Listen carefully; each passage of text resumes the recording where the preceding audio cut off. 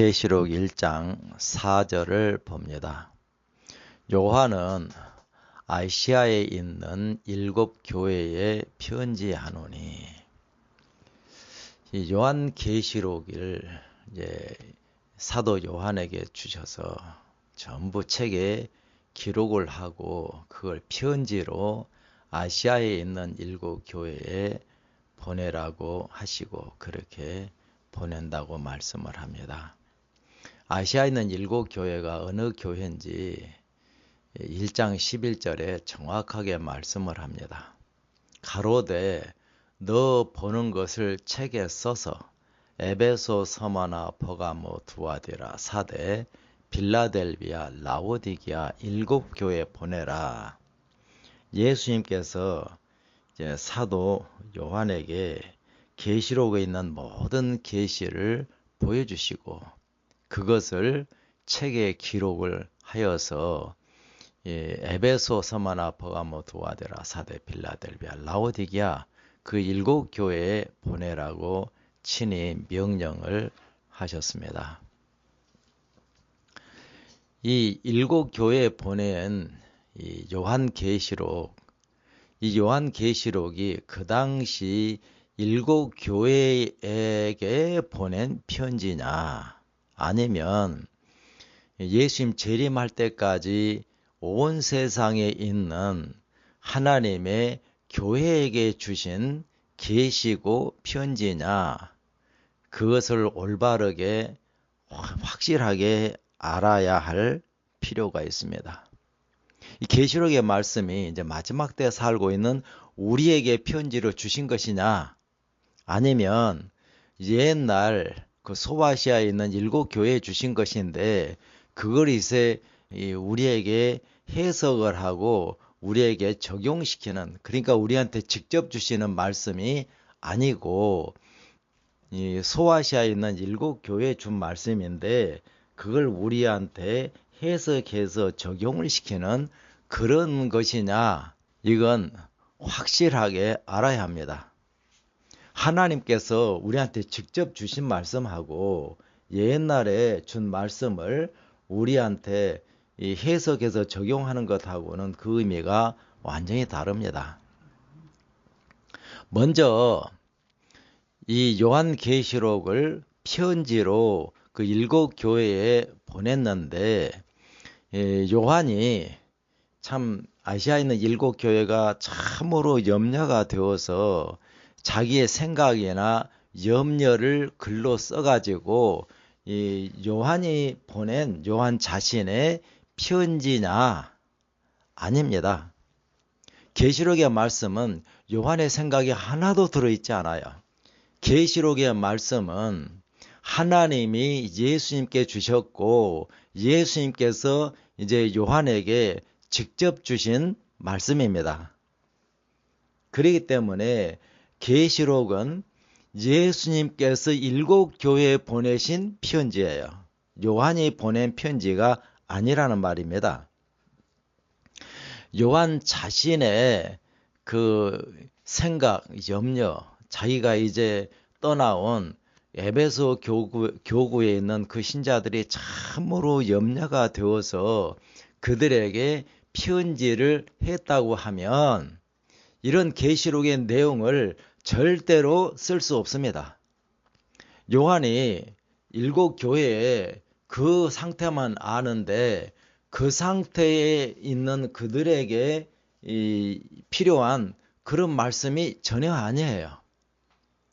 사실 예수님의 마음 속에는 아시아에 있는 그 한 교구, 그들만이 예수의 마음에 있었던 것이 아니죠. 예수님은 우리 사람하고 다릅니다. 예수님의 눈은 온 세상에 있는 하나님의 모든 백성들을 동시에 보고 계십니다. 그래서 온 세상에 있는 모든 신자들이 예수님의 마음에 있고 뿐만 아니라 그때부터 재림할 때까지 하나님의 모든 백성들, 그 교회들, 그들이 어떤 상태에 있고 어떻게 돼가는지 그들에 대한 모든 것이 예수님의 눈에 다 보일 뿐만 아니라 그들이 잘못된 길로 갈 때 얼마나 염려가 되겠습니까? 그래서 예수의 마음에는 아시아에 있는 7교회만 있는 게 아니란 말이에요. 아시아에 있는 7교회는 한 지역에 있는 교회에 불과합니다.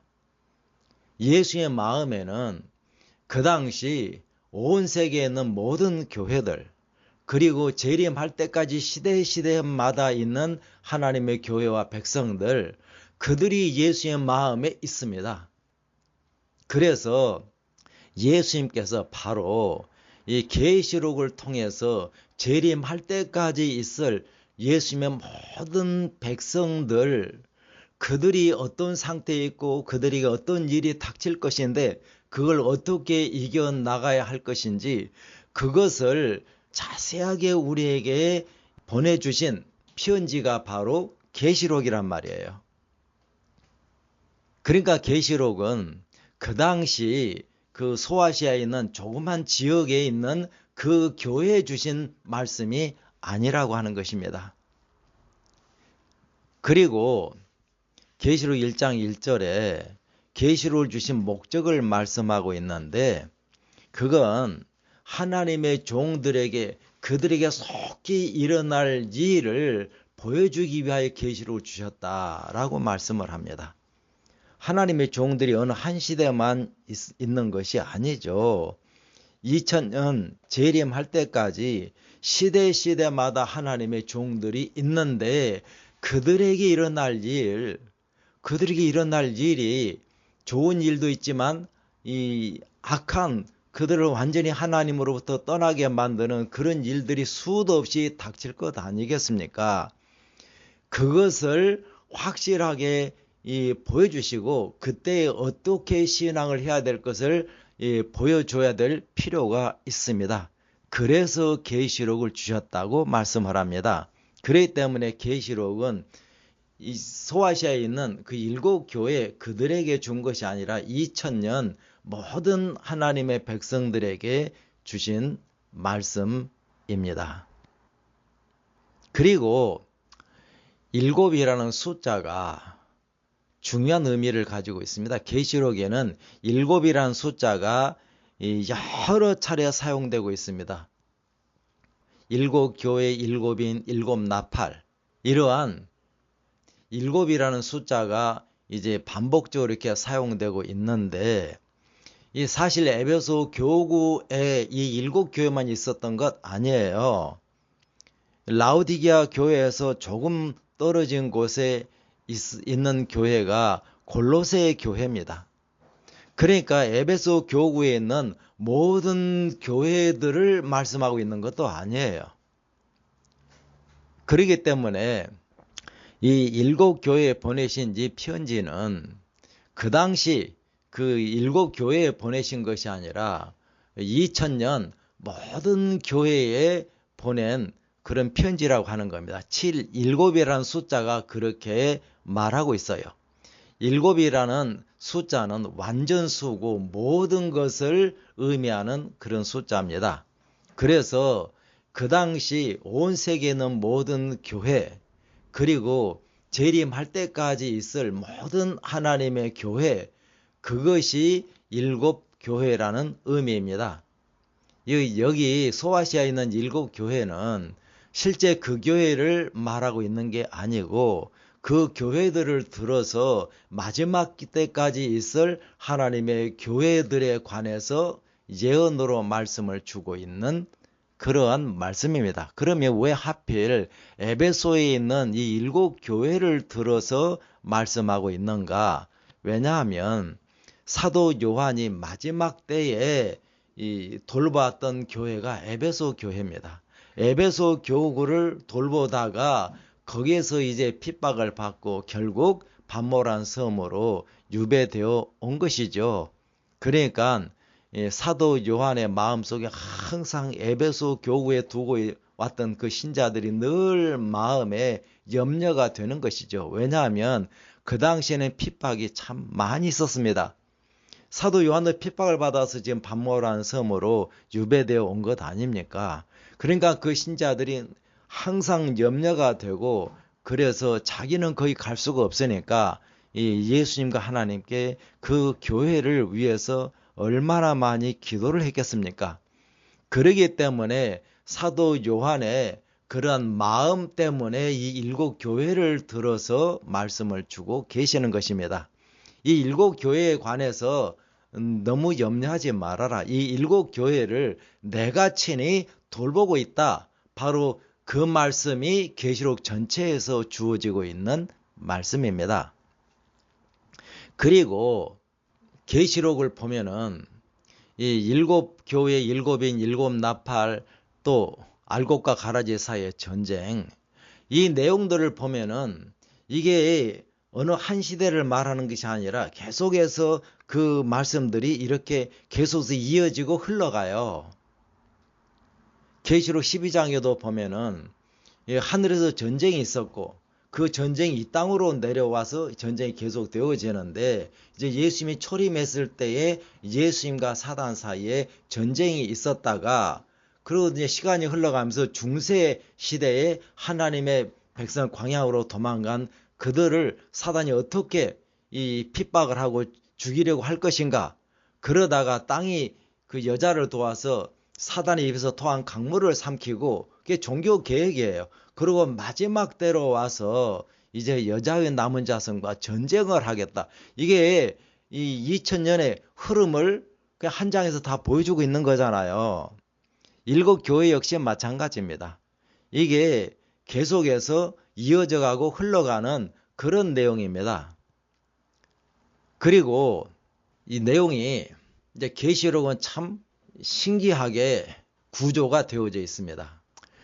계시록 15장부터 22장까지는 누가 읽어보아도 마지막 때에 있을 하나님의 백성들에 대한 말씀이에요.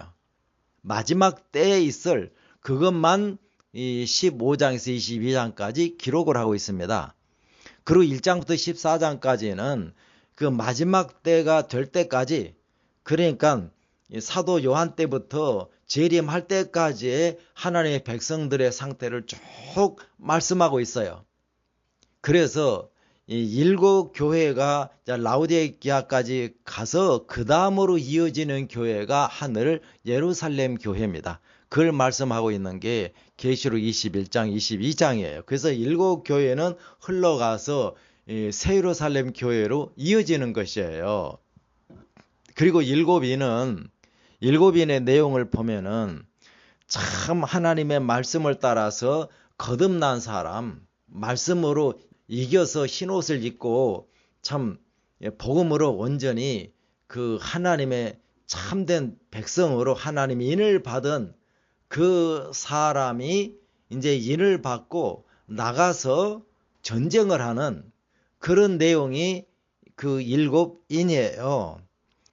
그 사람이 이제 하나님의 인을 받고 하나님의 말씀을 받고 나가니까 그 반대하는 가라지들이 대적을 할 거 아니에요.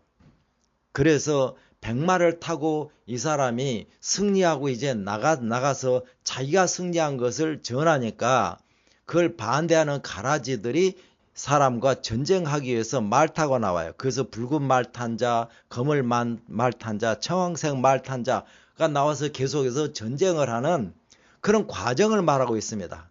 그러니까 첫째인 그걸 받고 참 이기고 그 사람이 나가지 아니하면 둘째인 그런 내용 없습니다. 계속해서 그게 이어져 가는 그런 내용이에요.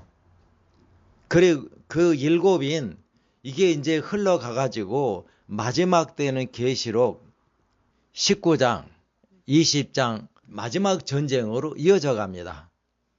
그 마지막 전쟁 계시록 19장 11절부터 보면은 백마를 탄 분을 따라서 그 뒤에 많은 백마를 탄 군대가 그 나가서 함께 전쟁을 하는데 전쟁하는 대상이 땅의 짐승과 그 거짓 선지자 그들과 전쟁을 해요. 그 전쟁의 결과가 20장입니다. 그래서 일곱인의 그 전쟁, 하나님의 인은 전쟁 없이 절대로 받을 수가 없습니다. 거듭나고 정말 하나님의 뜻대로 살려고 하면 반드시 핍박이 있고 죽이려고 하고 하니까 그들과 전쟁을 할 수밖에 없는 것이죠. 그 전쟁이 마지막 때로 가서는 참 예수님과 함께 온전히 연합한 흰옷을 입은 그 마지막 백성, 그들이 14만 4천입니다. 그들이 예수님과 함께 나가서 마지막 전쟁을 하고 그리고 세상이 끝나고 재림으로 이어지는 것이 20장이에요. 그래서 일곱이는 마지막 때의 전쟁, 그 전쟁을 계시록 16장에서는 아마겟돈 전쟁이라고 말하고 있어요. 그리로 흘러가는 것이에요. 그리고 세 번째 일곱 나팔은 계시록 8장 2절부터 11절, 18절까지 일곱 나팔인데, 일곱 나팔은 참 하나님을 믿는다고 하면서도 하나님을 거스리고 하나님의 백성들을 핍박하는 그 사람들에 대한 하나님의 심판의 내용입니다. 그게 하나님을 믿으면서도 하나님을 배도하고 이 사단을 따라서 이 하나님을 믿는 신앙을 하는 사람들이 성경에서는 음녀라고 그래요. 다시 말하면 하나님을 믿는다고 하면서 세상신을 따라가는, 그게 간음하는 것이라고 성경에서는 말씀을 합니다. 그래서 일곱 나팔 하나님의 심판에 대한 이 예언은 계시록 17장 1절에 이리 오라, 내가 많은 물 위에 앉은 음녀의 심판을 너에게 보이리라. 그 음녀의 심판을 말씀하고 있는 게 계시록 17장 18장입니다. 그래서 8장에서 11장의 일곱 나팔은 하나님의 심판으로 마지막 때 큰 음녀의 심판으로 이어집니다. 그리고 계시록 12장부터 14장까지는 알곡과 가라지 사이의 전쟁이에요. 이 전쟁이 이제 마지막 때까지 계속되어 가는데, 마지막 때 아주 이루어질 그 진짜 전쟁은 계시록 12장 17절의 전쟁이고, 그 13장 14장이 바로 마지막 때에 있을 그 전쟁을 말씀하고 있는데, 전쟁을 하면은 반드시 이기는 자가 있고 진자가 생기게 되어 있습니다. 그래서 그 마지막 이 전쟁에서 이긴 사람은 하나님이 인을 받는 사람들인데, 그들은 계시록 15장에 유리바다 환란으로 들어갑니다. 그리고 진자는 짐승의 표를 받는 사람들인데, 그들은 계시록 16장에 7재앙을 받는 그런 재앙으로 들어갑니다. 이렇게 계시록 구조 자체가 흘러가는 것으로 말씀하고 있어요. 처음 14장까지는 이제 2000년 역사 가운데 하나님의 백성들, 교회들이 어떻게 흘러왔는지 그 흐름을 보여주고, 그리고 15장부터 22장까지는 마지막 때에 이루어질 일을 클로즈업해서 이들이 흘러와서 마지막 때 어떤 일을 할 것인가를 확실하게 보여주고 있습니다. 그리고 이제 여기 일곱 교회를 일곱 촛대라고 그래요. 계시록 1장 20절을 봅니다. 네가 본 것은 내 오른손에 일곱 별의 비밀과 일곱 금 촛대라. 일곱 별은 일곱 교회의 사자요, 일곱 촛대는 일곱 교회니라. 일곱 촛대는 어디에 있어요? 하나님의 성소에 있는 그 촛대를 말하는 것입니다. 그 일곱 촛대가 일곱 교회라고 하는 거예요. 다시 말하면 계시록에서 말씀하고 있는 그 일곱 교회가 성소 안에 있는 일곱 촛대라고 말씀을 하고 있는 것입니다. 이 성소에 있는 일곱 촛대는 언제까지 있을 겁니까? 그 일곱 촛대는 마지막 구원의 역사가 완전히 끝날 때까지 있는 그런 촛대예요. 성소 봉사는 초대교회에서 끝나고 그 후에는 성소가 없는 그런 것이 아니에요. 이 하나님의 성소는 마지막 때까지 우리를 구원하는 그런 역사를 하시는 그런 하나님의 성소를 말하고 있는 것인데, 그 안에 있는 일곱 촛대가 일곱 교회라고 하는 것입니다. 그러니까 이 일곱 촛대는 언제까지 있어요? 이 구원의 역사가 완전히 다 끝날 때까지. 그러니까 일곱 교회도 언제까지 있다는 겁니까? 구원의 역사가 다 끝나는 그때까지 있다는 말입니다. 그렇기 때문에 일곱 교회는 그 당시 소아시아에 있는 그 일곱 교회를 말하는 것이 절대로 될 수가 없습니다. 일곱 교회에 주시는 이 성경, 요한계시록의 말씀은 그때부터 시작을 해서 재림할 때까지 계속해서 하나님의 백성들이 이어지고 그들에게 일어날 그 일들을 예언으로 주신 말씀이라고 하는 것입니다. 그렇기 때문에 요한계시록은 예언서예요. 그 소아시아에 있는 일곱 교회에게 준 말씀이 아니고 그 일곱 교회의 이름을 빌려서 마지막 때까지 있는 하나님의 백성들에 관하여 그들에게 일어날 일을 예언으로 주신 말씀이라는 말입니다.